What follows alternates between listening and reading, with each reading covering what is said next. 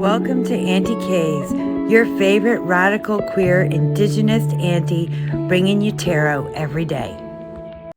All right, folks, so I am back with Mohamed and discussing Islam and anarchism. In the first part, we covered understandings and words into correct definitions, and we are going to continue here starting with Chapter 2. All right. So chapter 2 deals with, as we were talking about sort of in terms of the state. The state acts really is a real father, right? Because in so many ways it teaches us to discipline, to control, to embrace nationalism, patriotism, statehood, to buy into hyphenated identities, right? Like one thing, and for instance, everybody in the settler colonial context of the US and Canada hyphenates their identities: the Muslim American, the African American, Black American, the Asian American, and so on and so forth. The Native American. The only person that doesn't get the Although hyphenation. most Indigenous folks are the ones who hate this. We hate this. We hate being called Indigenous Americans, Indigenous Absolutely. Canadians, because it means that we have accepted our oppressor's identity as our own. And this is where these hyphenated identities become so important. Like, you know, take that idea, like that we have been told that part of our identity is our oppressors, is our captors, and then imagine that for yourselves, and think this through for yourselves, as well as the legitimacy it gives to these occupations. Absolutely. Continue. So the only person, and that was my point, that the only person that doesn't get to hyphenate their identities is the white American, because they're just assumed to be the American, the Native American. Of course, we know that that's not true. But that precisely becomes, it's sort of like saying, well, I'm an Arab Israeli, I'm a Palestinian Israeli, I'm a Muslim Israeli. You've actually just legitimized the very occupier, the very settler colonizer, as well as the structure of the system, which means that you've conceded your sovereignty, your tawheed, your everything, and legitimized that order, right? So, but that is how Daddy functions, right? Insofar as the dual loyalties, it's sort of like a Du Boisian identity crisis. Am I Muslim or Egyptian first? Do I pledge my allegiance to Egypt as a nation, or Muslim, which is a transnational identity, right? That connects with indigeneity, that connects with, again, the idea of fitra that I spoke about, which is the inclination to do good and to connect and to be relational with creation and to be relational with different nations and different peoples from all over the world. Capitalism then, so the state teaches us to engage in authoritarian ways, but not only that, to engage in the hierarchization. Okay, well, I know, oh, Krista is indigenous. Krista is this, and that. This is all I need to know about her. I've pinpointed her. I've categorized her. I can now govern. I can now control her. I can now manipulate her. I can now use her in whatever means. I don't need to know anything else and actually invest in getting to know Krista beyond what I already know in terms of her background or particular indigenous background or anything else, because it's just like, oh, you're not male to female. You must be female to male, etc. These constant binaries that we're constantly functioning within, right? So the state teaches us to discipline ourselves and to discipline others that way, right? Without a necessary investment in community, because again, it acts as this intermediary between individuals and different factions, and it functions upon the lowest common denominator that is necessary of encampments within society to get a leader or political party elected. So it doesn't operate vis-a-vis consensus, right? Again, you can, the American dream is not a democracy, and it was never a dream, as the anti-American Malcolm X had called it. It is an American nightmare. It is a settler colonial society. It is a conquistador, again, settler colonial society, to emphasize again its religious dimension that way, right? So, and any nation state does define and does invent and engage in inventions from an nationalistic perspective with regards to itself. Take it, for instance, Egypt, that sees itself as Arab, that excises the African, sort of the fact that it's part of the African continent. The Egyptians have been weaned and reared to think of themselves as white, and that embodies, or that explains in part, the imprint of white supremacy that leads to a great deal of anti-blackness within Egypt, despite the fact that you have Nubian Egyptians, despite the fact that you have Sudanese Egyptians, that you had Nubian kings and queens. But it harkens to a narrative of a nation that really never existed in order to produce, again, a certain conceptualization of nationality, a certain embodied idea of what masculinity is, of what femininity is, of what this, and that are, right? That are supposed to be applied en masse. And it leads also to the militarization of society, that anybody who's queer, anybody who's outside those folds, then is considered to be an anomaly, is considered to be anti-nationalist, is considered to be anti-patriotic, and so on and so forth. And so that is part of what the nation state, the nation state breeds. This is when people, and I said this before, people conflate fascism with totalitarianism. Totalitarianism operates from the top down. Trump didn't want to usher fascism. The system is fascist. Trump wanted to usher in totalitarianism. He wanted to be like President Xi. He wanted to be like Putin. He wanted to be like Kim Jong-un. His orders are dictums or commands. He is God. But fascism operates at the level of community, at the level of schools, at the level of hospitals, at the level of... It is the cancer that we might fight because it's everywhere. So Daddy teaches us to be and embody these micro-fascistic sort of authoritarian, like I said, I've been socialized with patriarchal and matriarchal privileges, with class privileges, and to replicate these privileges over and over and over and again on everybody that is around me, close, far, stranger, or foe. And what assists in this process is the Oedipal mother capitalism, because to capitalism, nothing is sacred, as we were talking earlier. She is mommy, and she transforms, like I said, with Daddy, us into teachers, into cops, that you said coaches, and I think that part is so important absolutely too, especially in the new spiritual communities, absolutely, where everyone wants to be a coach and a mentor, and that is also part of these fascisms. Yeah, absolutely. All these individuals, self-care, self-help sort of memorandums, etc., etc. Here, read this book. I'm going to be your guiding usher of a prophet or a god or whatever it is in order to lead you to enlightenment.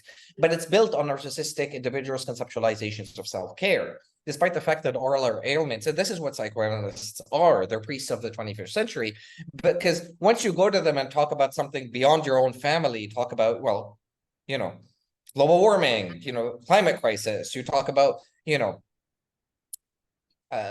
just everything, right? Like, Islamophobia, whatever it may be, right? They immediately shut down, which is like, well, you can't really deal with that because, again, these are global and social and structural problems, right? That you as an individual are not accepted. It's just like, well, change your light bulb and that's going to resolve climate change. That's going to be your contribution to it, despite the fact that the biggest polluters are the militaries and the industrial complexes of the world. Like, how is that supposed to solve the problem of climate change, right? And global warming.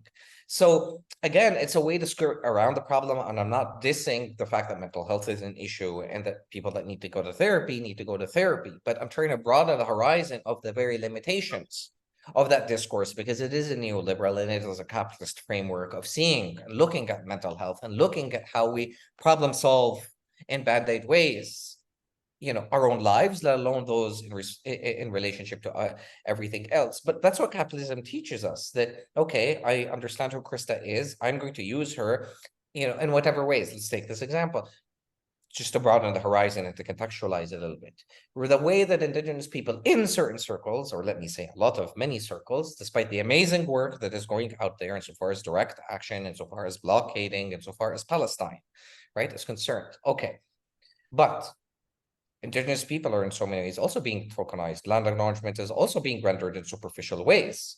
Very clearly. Why? Because most of the settler immigrants, including Arabs, Muslims, Palestinians, so many Southwest Asians, and so on and so forth, are not recognizing the fact that they are settlers on stolen land.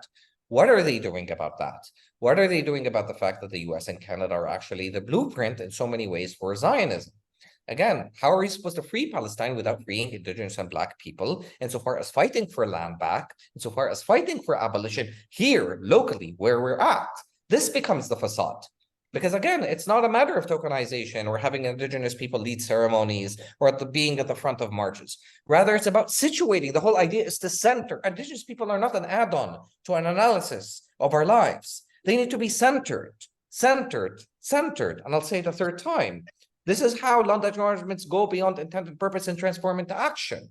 And again, we have the means of agency, because look, If the millions of dollars that were spent towards Bernie Sanders' campaign in 2016 and 2020 were spent towards, and I hate this idea of buying land, but settler immigrants buying land and putting it in a trust, a land trust, so that they don't pay interest. And then that being remiterated, that trust being remiterated towards indigenous people.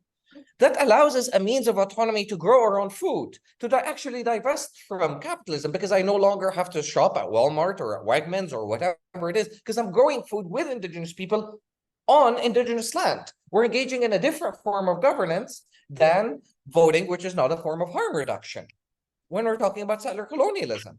And this is how we actually threaten empire from within, because we are in the belly of the beast. So would that not be an effective tactic? Then that goes beyond in a certain way direct action that builds, because all these are tactics and they're very important tactics. Absolutely. If instead of the 99 police stations that we burnt down in Tahrir, we made shelters out of them. We engaged in guerrilla gardening. We, made them as places for the homeless. We made social centers out of them. Would that not have been beneficial? Then again, and I'm not saying police stations don't need to be burned down in certain instances and certain symbols and so on and so forth, but in other instances, why are we not being active in the way that we are engaging in liberation? It's because we're in survival, we're in a reactionary mode, we're in resistance mode. We're not in the mode of liberation. Again, we need to confront the monster in the mirror, which is a lot more harder to do than to point the finger elsewhere and say, oh, well, that is bad over there. But you're in the very bosom of the bad place that birthed that other bad place. And both are entwined, they're interconnected. It's not, even from a geopolitical standpoint, it's not, Israel is just a tool.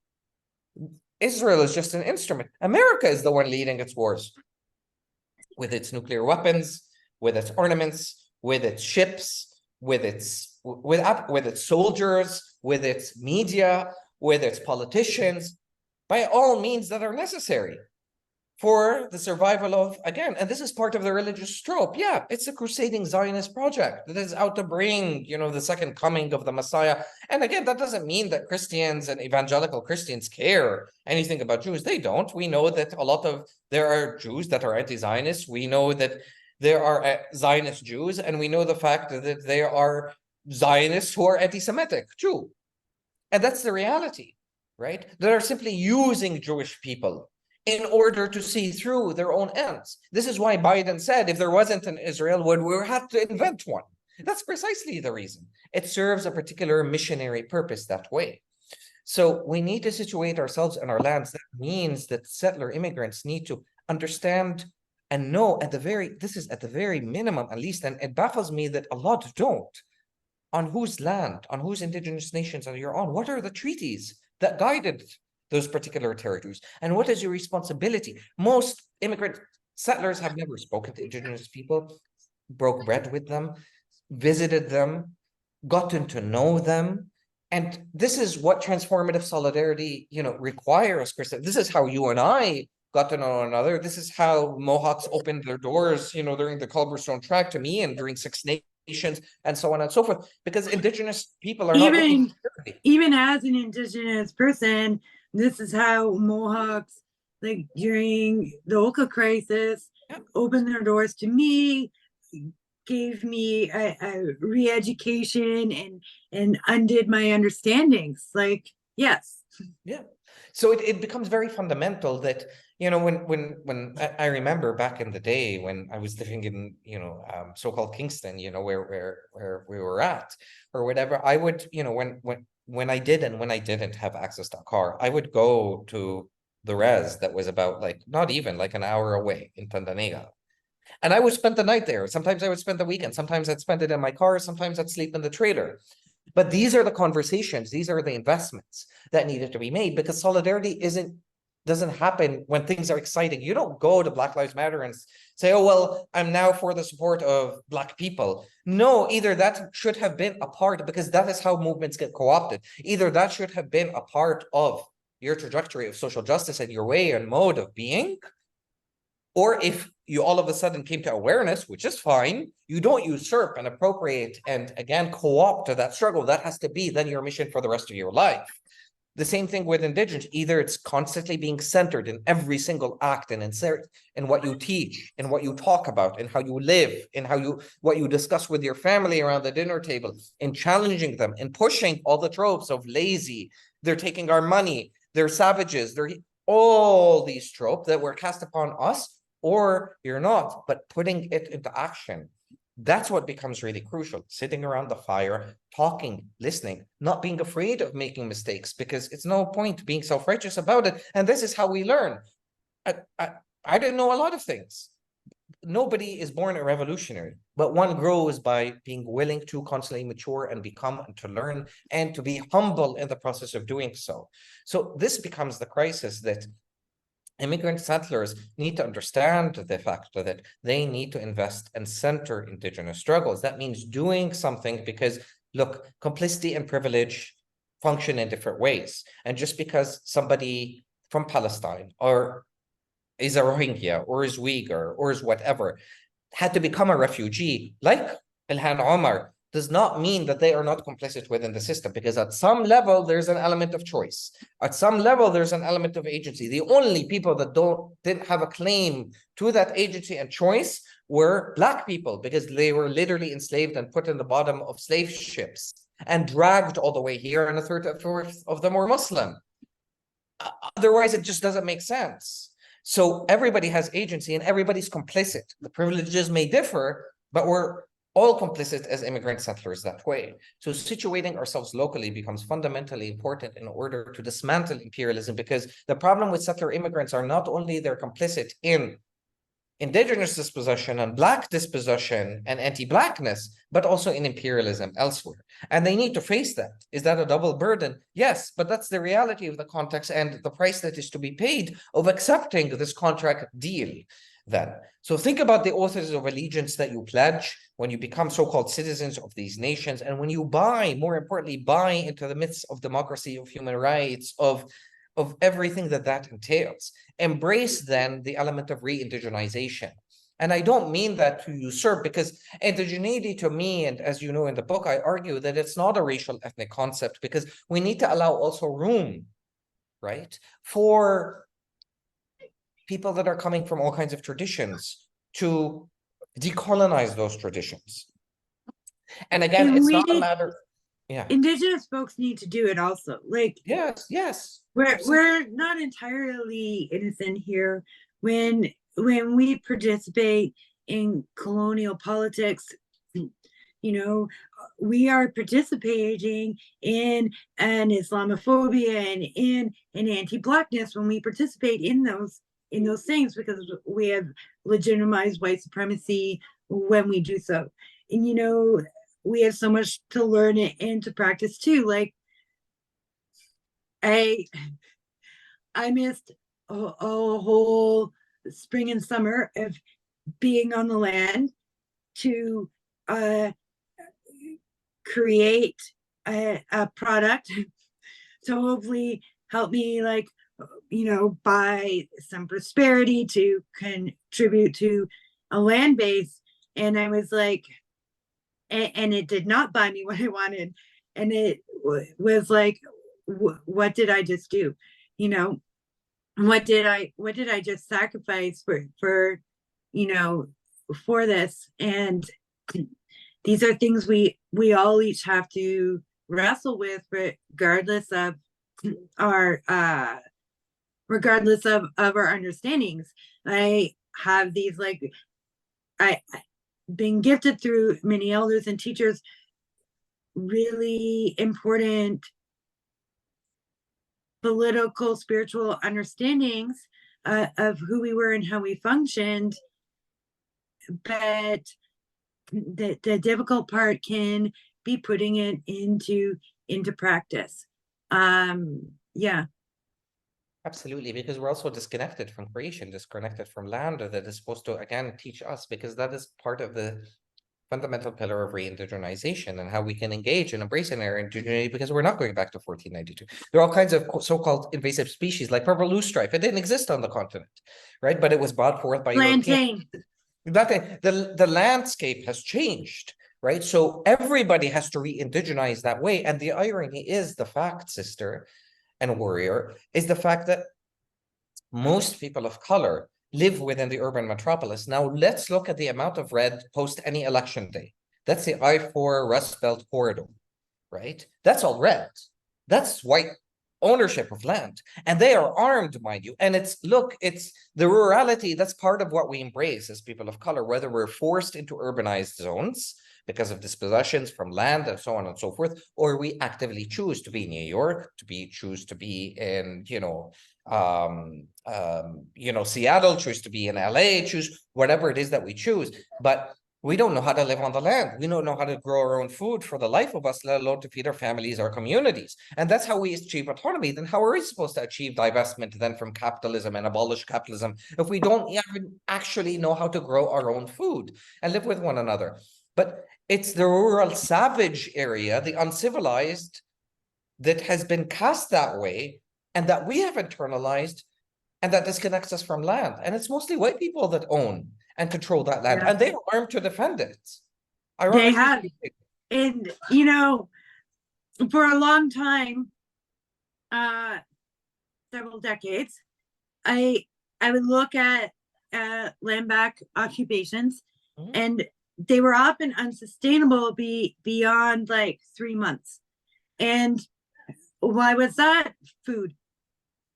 They were unsustainable because we were lied on food being imported from the cities through capitalism back to the land, but because we hadn't thought that through, we had lost so much of these knowledges, and it was like, until we figure this out, we're not going to be able to sustain longer term.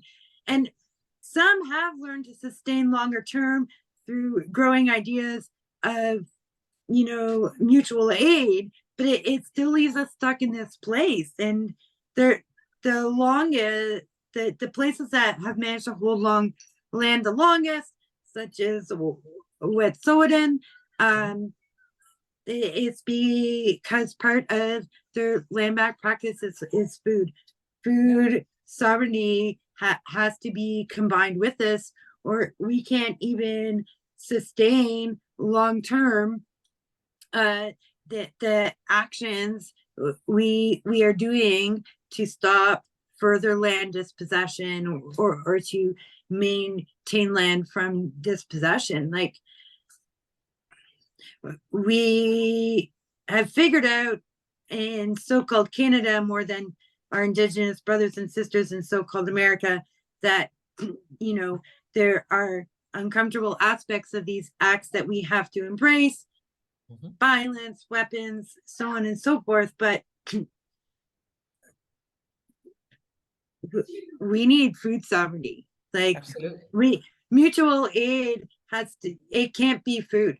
The mutualism has to be like the connection between communities, and different land back communities.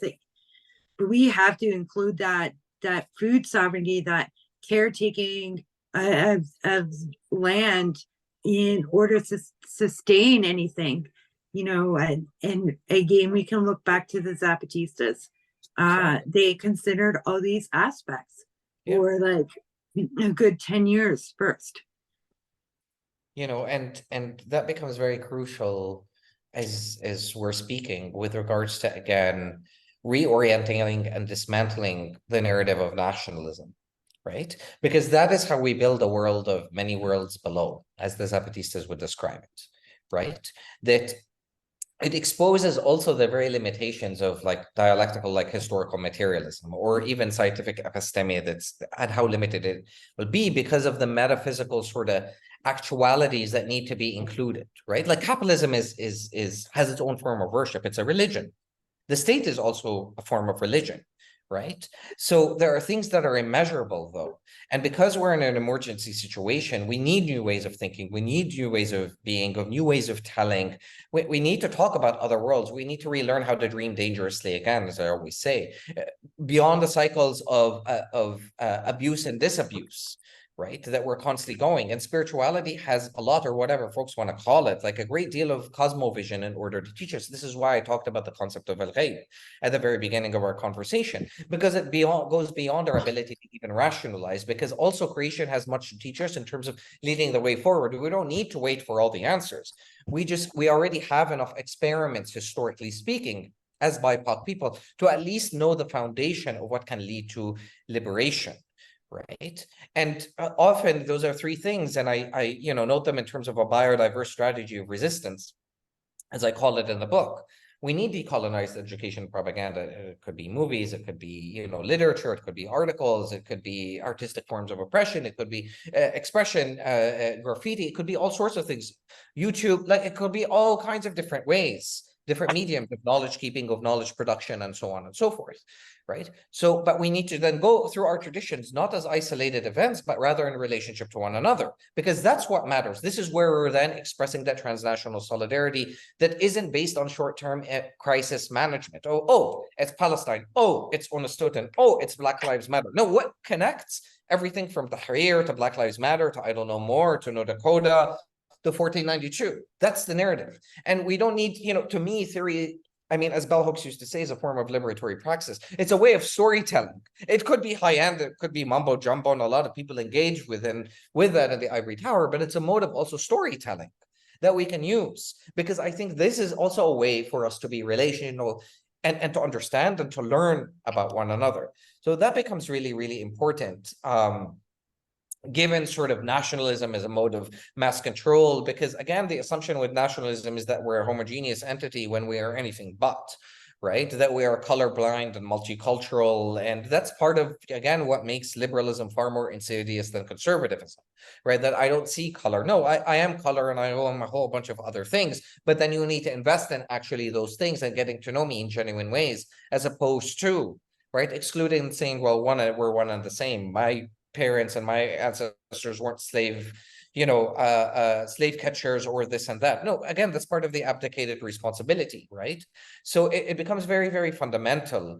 And again, there are so many people that have taught us that are along the way: Turner, Malcolm, MLK, Ali Shariati, Dorothy Day, Jack Ellul, Abdullah Jafar. These are all examples of like spiritual leftists, right? Whether they're Marxists or anarchists or socialists or whatever, that again have emphasized the fact that faith, spirituality, and revolution go hand in hand, but we need to be willing to engage in these projects of re-indigenization. Language becomes, to touch on the point that you raised in your notes, becomes something that's important, because again, we talked about the violence of and politics of translation and mistranslation, right?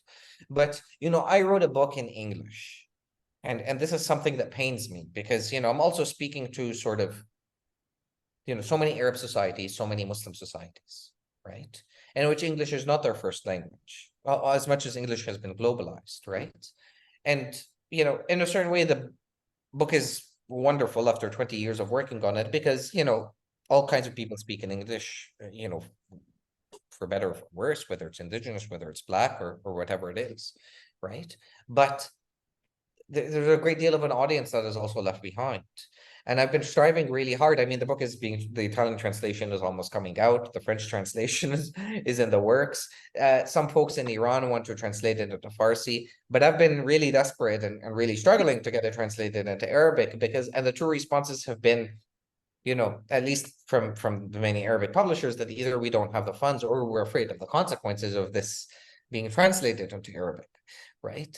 And that becomes really important, because look, I'm not ambivalent to the fact that people want to secularize Palestine as a term. I get it. We all have our difficulties and our challenges with religion. Most people have been, exposed to, and this was the problem in Tahrir, orthodox, patriarchal, institutionalized, hierarchical, authoritarian interpretations of Islam. But that's the fault of those that are doing the interpreting. And if we agree that ijtihad is a collective act and is a group act, and Muslim feminists have put on their interpretations, queer Muslims have put out their interpretations, and so on and so forth, then the possibility is always there. There are more blank spaces on a page than what's written in black. I mean, for God's sake, if there are verses in the Quran that nobody even knows the meaning of, like, can't we at least go to the foundations and the core? Because the reason that I use the Quran and political theology in this book is because, look, whether you're from the Nation of Islam or Ismaili or an Ahmadi or a Sufi or whatever branch of Islam that you subscribe to, there's ultimately one book, and that's the Quran. Even if we disagree on the oral traditions and what counts as part of the oral tradition, but there's one Quran, and this Quran can't give contradictory messages. It may be giving paradoxical messages that people are interpreting in different ways to lead to contradictions, but it can't give contradictory messages either against capitalism or for capitalism.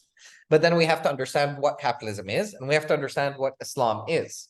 So to look from the inside out, from our traditions out, as opposed to trying to impose, and this is the thing, I'm not trying to impose Marxism or anarchism on Islam. I'm trying to see what Islam has to say on its own terms, and then relate it to everything that is outside, indigenous, anarchist, Black, etc., and match that way and relate that way. Not trying to force feed something onto a discourse that doesn't exist or onto a tradition that doesn't exist that way.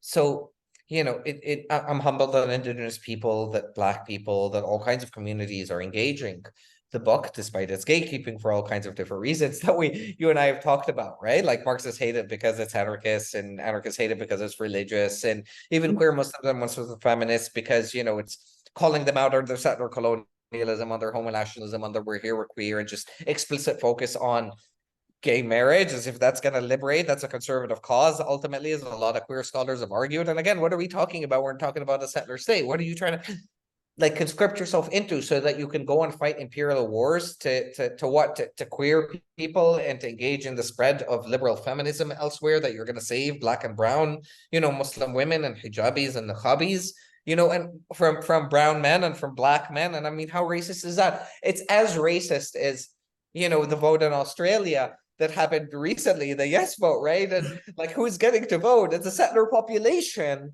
and including This is settler actually immigrants. my argument against democracy. Democracy in a settler colonial state, especially, but anywhere where there is a white majority, it is a voice of white supremacy. Yeah. If it is a white majority, then your democracy, which is fake as it is, because you only have a say once every 4 or 5 years, depending what country you're in, it's just a voice of white supremacy. The majority wins means the white majority that is occupying us wins.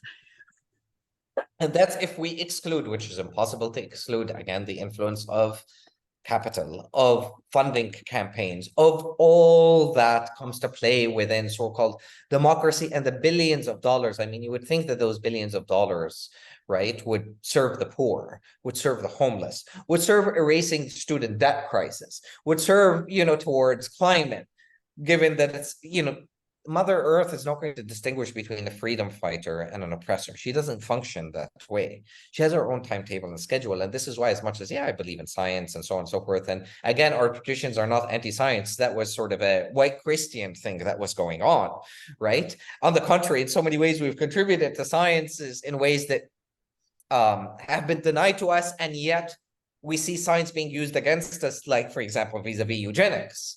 Right. Mm-hmm. So it's really ironic, the fact that, people again aren't making the connection of the fact that, capital and the state are intertwined, special interests are intertwined, and so on and so forth.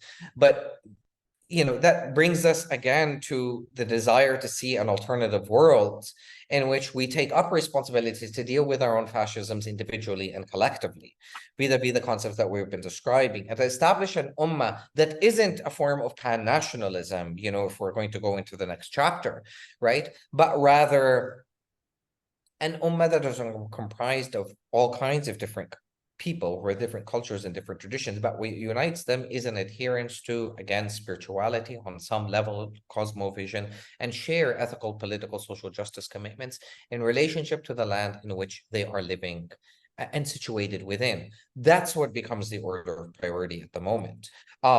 So yeah, and fusing our different ways of governance together insofar as the similar concepts, the similar practices, in order to collectively develop these alternative models that undermine, again, nation states from within, while at the same time, because decolonization and abolition are transnational.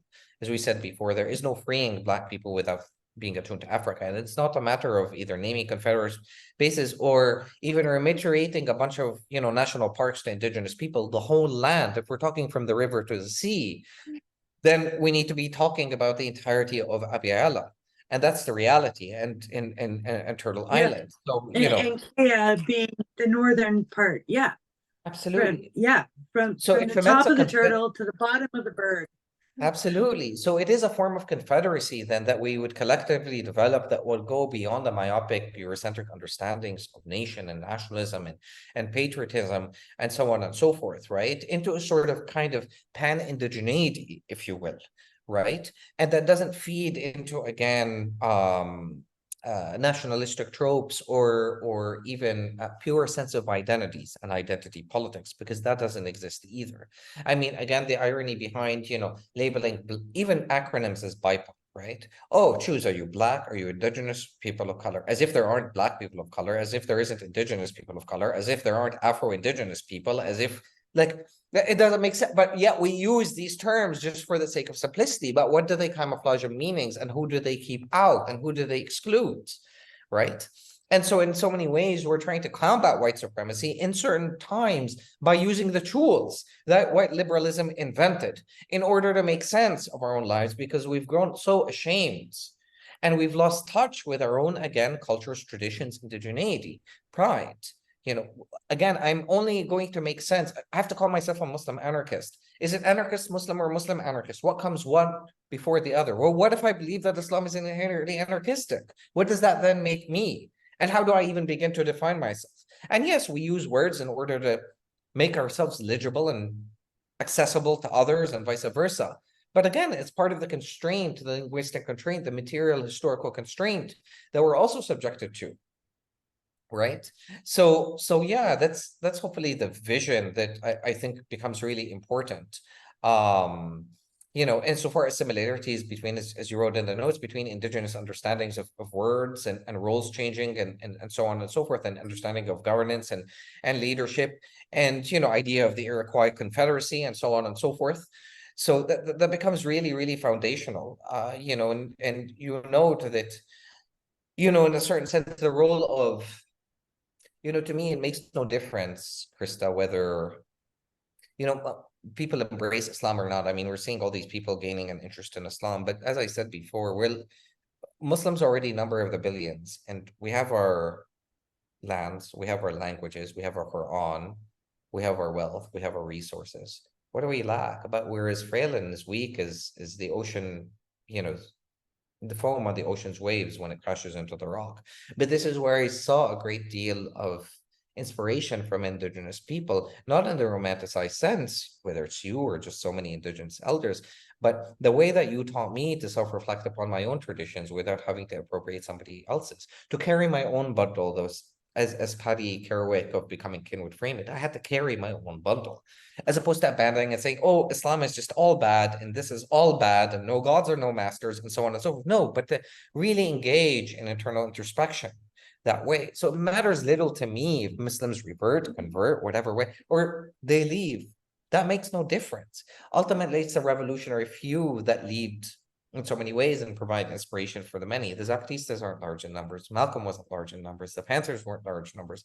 Martin wasn't large in number, right? But particularly in the case of the Zapatistas and of Malcolm, they weren't just mobilizers. They were organizers. Unlike Martin, Martin was a great mobilizer, but he wasn't an organizer. Malcolm and the Zapatistas and Panthers were organizers. But that's a whole level of organization that just social movements and the new coming generation needs to also learn. Malcolm also, he understood that it was all of us or none of us. Like, the American Indian movement AIM would not have existed if it weren't for the Panthers. Yeah. He was the one that was like, you guys need to come together, not just to join us, but to create your own group and your own revolutions that like we can align with. And he did that with so many other groups also. Absolutely. And the beauty about Malcolm, and let's speak the honest truth, is the fact that he's the most non-dogmatic, non-ideological person that existed in contemporary history. Why? Because the Malcolm before and after prison is not the same Malcolm before and after Islam, let alone joining the Nation of Islam, let alone after he left the Nation of Islam, let alone after and before he went to Saudi Arabia, let alone when he came back. This is the beauty, the constant capability of, again, recognizing that we're dynamic beings. We're constantly becoming, we're constantly growing, and we're capable of that maturing. So why box myself in within a certain set of categories? I'm Muslim and I'm anarchist and I'm feminist. I'm a lot of different things. I'm not a set of disjunctive ors. I'm this or that, right? So it can be Arab and it can be African and so many things without, again, appropriating, and indigenous in certain contexts in which my indigeneity is embraced, and so on and so forth. So this is what becomes really important. But even within our prophecies, and as you draw, as I'm drawing, I guess, on your notes so we can stay on track, we were warned, the Prophet Muhammad warned us, the fact that we will go and we will lose sight of the fact that we're all khulafa, that in a certain sense, we will embrace monarchic kinships. We're embrace tyrannical despotic rule. But by the end, in a certain sense, it will only be a few of us that recognizes the true prophetic methodology of indigeneity, of the fact that we're all khulafa, and so on and so forth, right? So the Treaty of Medina and the Ummah that we discussed earlier become very, very important, as you say, in sort of relating even to Jacqueline Lansky's sort of definition of indigenism that way, right? That it functions in different places in different times, but there's a possibility, again, vis-a-vis of how nations come together during a powwow, and the trading and the dancing sort of, and the keeping alive of ceremonies. Like, look at this example. In Islam, we have the idea of tayammum. So Muslims, before every prayer, they have to engage in a state of ablution or cleansing, right? We have to do a cleanse, and we use water. But if water is scarce, is because we're a nomadic people and came out of the desert, which is a natural thing for it to happen, what can we do? We take some dirt or some sand, we rub it in our hands. It's as if we're smudging, if you will, and we do this. So this is the actual relational sort of symbiotic. It's just like, yeah, the idea of tayammum is very similar to that of smudging, using dirt or sand, soil, that which we came from, that which belongs to the earth, right? And smudging, which is a similar concept, right? The idea of smoke, and again, of the earth. So this is why the discussion, the investment, the transformational solidarity becomes important, because it's very unsettling, and because we need to have these conversations. But when all of a sudden we join into, again, and this is not that it's protesting, when we join it, solidarity is supposed to be exercised during times of peace.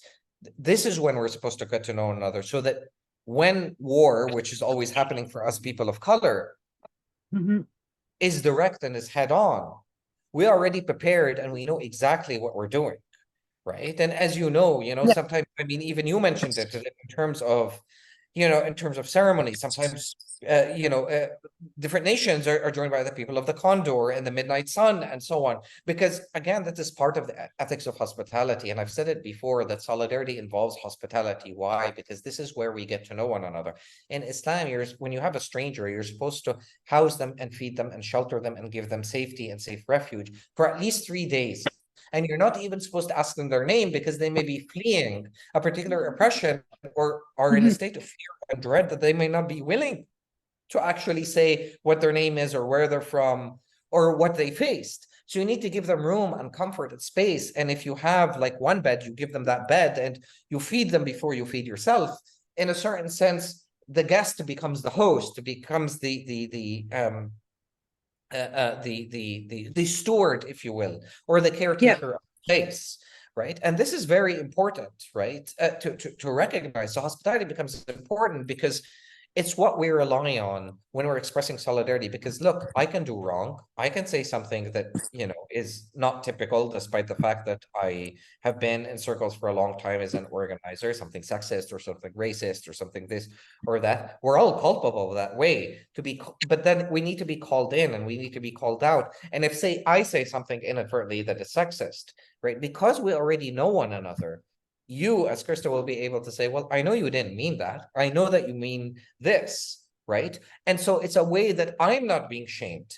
I'm not being forced, to leave because of a sense of guilt or a sense that I'm not being made to feel welcome. But that's because we built a friendship, we built a hospitality, because you learned to trust me, because there's no reason otherwise for you to trust me. The Mohawks did not have any reason for them to trust me prior to my investment. That's why I was the only, alhamdulillah, and I'm very grateful for that. And I say it not as a port of arrogant pride, but as a source of pride when I come to think about it, unlike other anarchists that you and I know, right? Yeah. Well, Because, like yeah, one of my first teachers said to me, I came up, I was at a community event, a social, and he was Dakota in Tuscarora, but I'm like, oh, he's Dakota, I'm Lakota. And I go up to him and I tell him who I am, yeah, and how do I learn? And he says, if you want to learn, the first thing you do is you go into the kitchen and you wash the dishes, and when you wash the dishes, you will make friends, and eventually those friends will direct you to the teachers that you need. So when I leave my scoop home and head off to Oka, the first thing I do is I volunteer for a job that is strenuous and that is difficult and is a burden. And it is, I guess that responsibility goes both ways.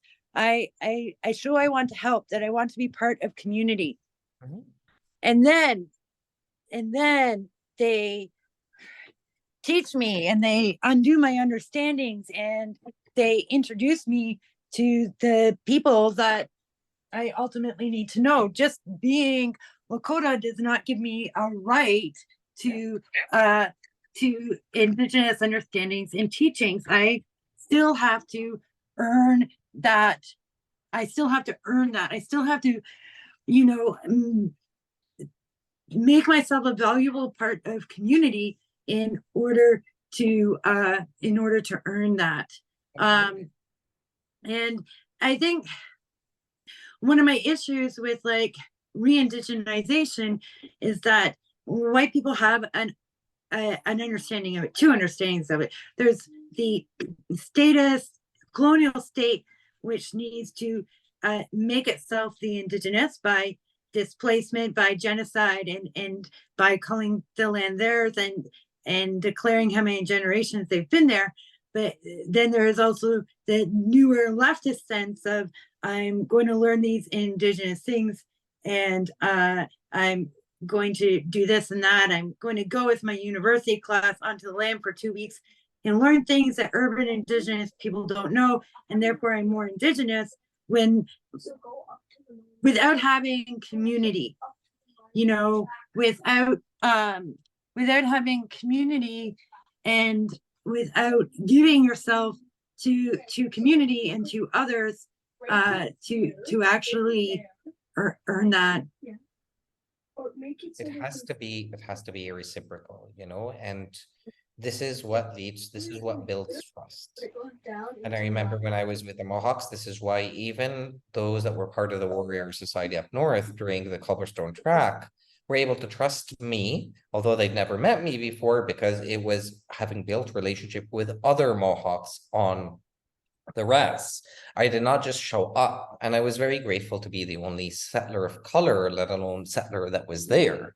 Other people that tried to join later, there was no trust. There was no reason for trust whatsoever. And we're talking about a heightened situation in which, you could be an arc, you could be all kinds of different things, because COINTELPRO tactics and so on and so forth come to figure into the equation. And we're talking about life and death situations, and we're talking about the land, right? So this is part of, being an arrivant, part of understanding the difference between settler privilege, and arrivant comes from, Bert Wata, his work really that Jody Bird sort of picks up on in her own scholarship. And that opens up avenues again for indigeneity, for understanding, settler complicity, and because as Jody Bird says in one of her essays, when are indigenous people going to be subaltern to others? They never are allowed that post-colonial moment because colonization hasn't ended. But the truth of the factor is colonization hasn't ended for any people of color. As a matter of fact, this is the fantasy that, oh, well, we achieved decolonization vis-a-vis. And this is the difference between like anti-colonialism and decolonization. As Eve Tuck had long said, that, you know, anti-colonialism celebrates the return of people's resources of their nations or whatever, and that we fought hard and many of us died. I mean, look at Algeria and the millions of people that died for its liberations against the French. But does that mean that you're decolonized? No, because you haven't developed your own means and systems of governance and so on and so forth that, again, are besides and beyond the ones that Europeans have imposed upon you.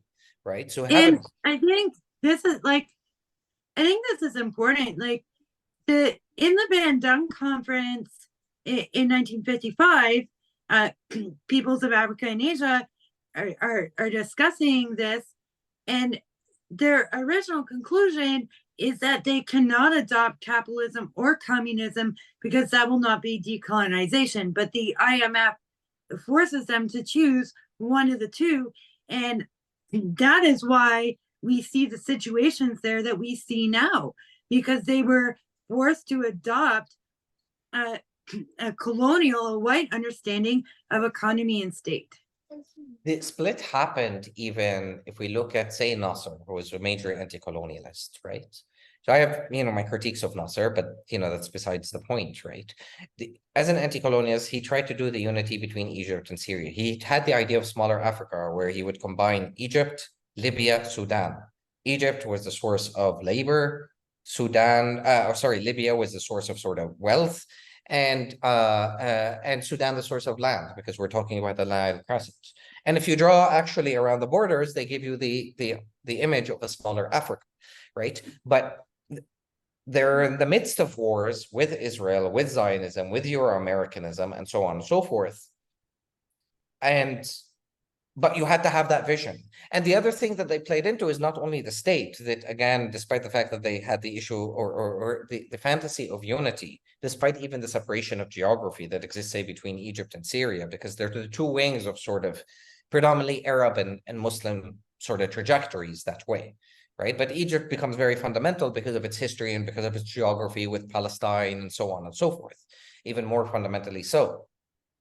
But when Europeans came to colonize, and if one reads Enlightenment scholars, and I discussed this at the beginning of the book, it wasn't just Columbus. They actually incepted within the Arab and Muslim, even the African mindset, that the way to destroy Muslims was to do two things: to racialize Islam, so an African and an Arab, and an Asian Islam, and so on and so forth, and to pit them against one another, but also to harp on the different sectarian tendencies of a Shiite versus a Sunni versus an Ahmadi versus a Sufi. And this is how we got Iraq, right? And now, in a certain sense, right? Being in the state that it is, and so on and so forth, in terms of sectarian, in terms of ethnic, and sort of incitations, and so on and so forth, right?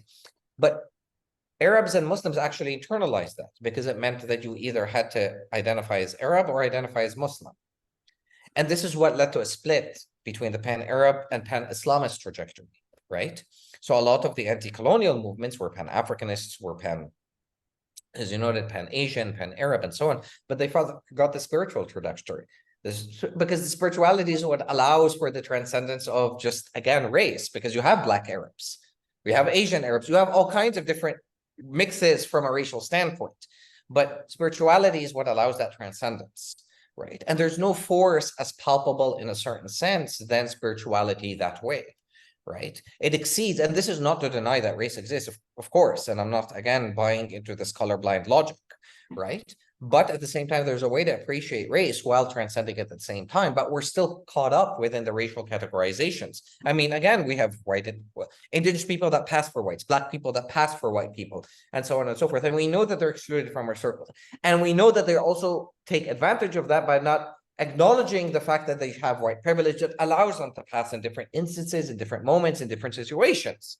So again, the thing is dynamic. right? This is what we're very dynamic, and this is why the responsibility becomes so important, right? Insofar as like Desea's like call that you note in the book and in the notes, insofar as a located critique, insofar as to trace the shifting meanings that indigeneity has and continues to have in colonial and neo-colonial imaginaries, right? So re-indigenization this way, you know, it again, it can lead to pitfalls if it's not understood appropriately, right? And if it's not applied appropriately, because it's not a matter of, oh, well, we're all going to get together and sing Kumbaya and pretend that we're indigenous. No, because there are land claims associated with, again, the very racialized identity of indigenous. That's real, and that needs to be respected, right? But we cannot be trapped also within the confines of that in our relationalities, and as we are dealing as indigenous and as Black and as our events and as settler immigrants and so on and so forth, insofar as painting that new ummah, new trajectory. There's a way, again, to do both simultaneously at the same time without trying to become Indian, without embracing, you know, again, that grandmother syndrome, without pretending that, again, everything is just symbiotic and just we're all okay with one another, because that's not true either. We have to invest in these kinds of relationships, even when we are looking at it from the context of the fitra, and even if we're looking at it from the idea of the common good, and that we're communitarian, and so on and so forth, right? So that is what, yeah, becomes important in terms of the reconceptualization of a new social contract between us as settlers, as indigenous people, as people, you know, a part of African diaspora, but also being Black. Because I mean, there's a reason, I mean, it's Turtle Island and descendants of transatlantic slavery. There's a reason that, you know, the 40 acres was rescinded when America was trying to engage in a symbolic act of repatriation or reparation, right? Insofar as slavery, which is still very much codified, obviously, in the Constitution and 13th Amendment and so on and so forth, right? But there is a reason, because white settlers and white supremacists understood that Black people who were entitled to the land, that they learned to till and so on, would have access to the land, because again, those enslaved were engineers, they were architects, they were artists, they were farmers, they had a culture that they came from, right? Connected with the land. In addition to indigenous people that had a claim to the land, this is the insidious of how blood quantum came about, that if you're married to white, you lost it as an indigenous person, and if you're a Black person, that you remain Black to keep the slave enslaved and to dispossess the indigenous and to keep them as savage, right? To take the land in one instance, and at the same time to deprive the fruit of the labor and the land and the connection with the land from those who have dispossessed, insofar as Africa, from it, right? To erase, again, that lineage of indigeneity for African people. And this is how also Black on Black ethnocentrism and racism exists, because we know that African diasporas come and they buy into the liberal project, they buy into the right-wing project, they vote for Trump, they look at African Americans as, oh, it's been hundreds of years of slavery and you haven't been able to overcome your enslavement and so on and so forth. You're just artists and musicians, all these stereotypes, right? Meanwhile, at the same time, you know, you have African Americans, are rightfully so, looking down, because at the same time, there's a disconnection insofar as a mother Africa, because of the way that severance, right, had been carried out in so many different ways, right? And an embrace, again, of the idealism of America in certain ways because of the way that they have been framed within it, right? So I think that becomes very important, because we all have work to do, right? And that's the idea of coming community. I think in this issue,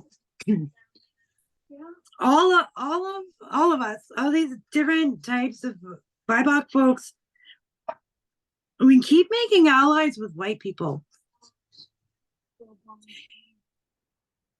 And we're never going to figure this out, I think, until our first and primary allies become each other.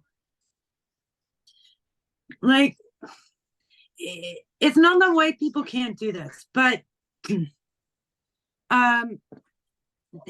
they can't be our first allies. But they just can't, because every time we do that, everything gets translated through a white lens. And you see this in the idea of reparations, right? well, whose land? Money into what? Capitalism? Like, we have to become each other's first allies. And we have to build community with each other first. I really think we have to do that. Like, we're not going to understand, how to liberate Palestine with white allies as the primary allies. We're not going to understand how to uncodify slavery if our first allies are white allies. We are not going to understand how to decolonize if our first allies are white allies. We all hold a piece of this puzzle. We all hold a piece of this puzzle that has become our histories. And European style education has put everything into these individual boxes to keep it all separate, so we don't see it as a whole. That's why we have like African History Month and Indigenous History Month, because they don't want us to see how intertwined they are, that they are the same history. They want to keep us separate. And in this, I think we need to be each other's first allies. We need to Very order much. a tent on our house for certain.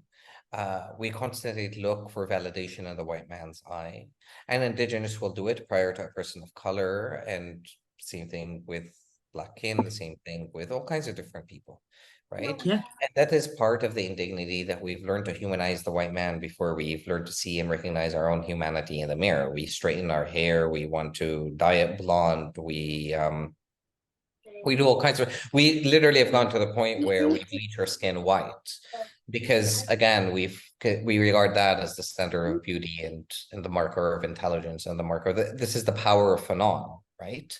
And when we see that particularly even black skin, white sometimes masks.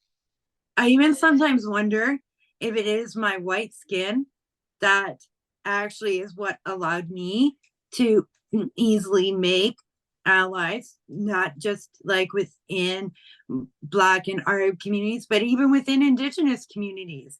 Like, and that's fucked up. Like, that should make me more like suspicious. That should make you take longer to bring me in. But I really believe like it's what's allowed me in, and that's fucked up. I'd like to think that, with you being the warrior that you are, the politics and what you shoulder, that also had that had a great deal of, but I understand where you're coming from, absolutely. But they don't know this till they let me in. No, of course, and that allows absolutely a certain degree of privilege, right? At least that's stepping into the door.